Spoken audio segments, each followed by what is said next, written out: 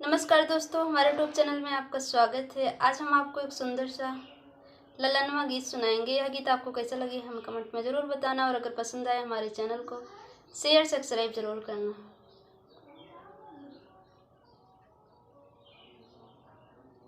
अरे बैरी के पतिया गजबनी कलांग, गजबनी कलांग, अरे जही बीच कटवा न होई रे ललनवा, अरे जही बीच कटवा न होई रे ललनवा।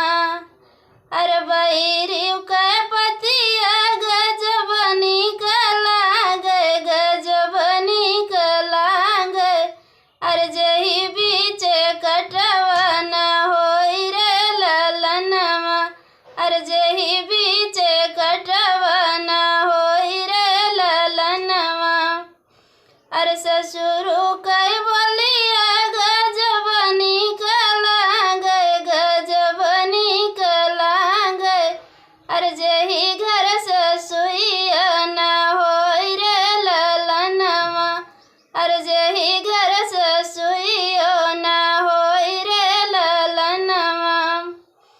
अरे जेठऊ कई बोलिया गजबनी कलांग, गजबनी कलांग, अरे जही घर जेठनिया न होई रे ललनवा, अरे जही घर जेठनिया न होई रे ललनवा। अरे बैरियू के पतिया गजबनी कलांग, गजबनी कलांग, अरे जही बीच कटवा न होई रे ललनवा, अरे जही बीच कटवा न होई रे ललनवा।